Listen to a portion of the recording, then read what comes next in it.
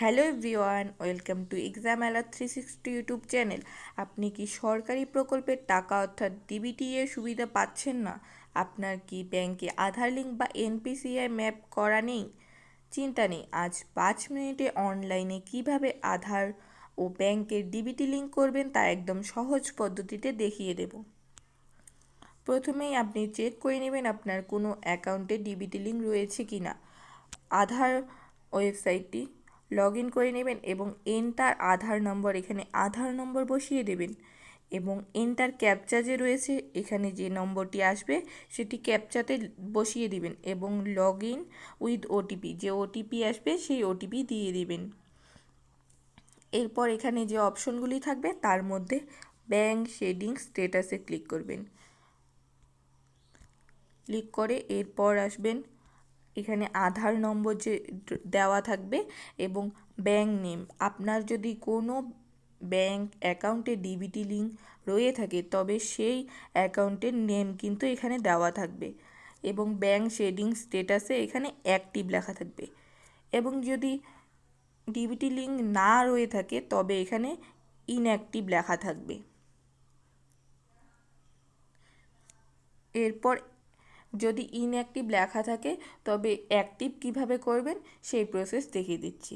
প্রথমেই এনপিসিআই ওয়েবসাইটটি log in করে নেবেন এবং কাস্টমারে ক্লিক করে ভারত আধার শেডিং অ্যানাবেল বেস এটি ক্লিক করবেন।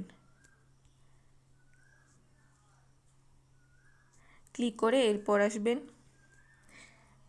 আধার শেডিং ডিশেডিংয়ে আসবেন, ক্লিক করবেন। ক্লিক করে এখানে যে রয়েছে এন্টার ইয়োর আধার, এখানে আধার নম্বর বসিয়ে দেবেন এবং সিলেক্ট ইয়োর ব্যাংক সিলেক্ট করবেন আপনি কোন ব্যাংকে ডিবিটি লিঙ্ক করাতে চাচ্ছেন, সেই ব্যাংক নেম দিয়ে দিবেন এবং এখানে অ্যাকাউন্ট নম্বর দিয়ে দিবেন।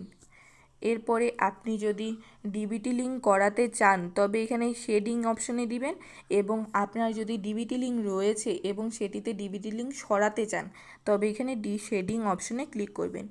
এরপর ইনঅ্যাক্টিভ থাকলে এখানে এই যে ফ্রেশ শেডিং যে লেখাটি রয়েছে সেখানে ক্লিক করবেন।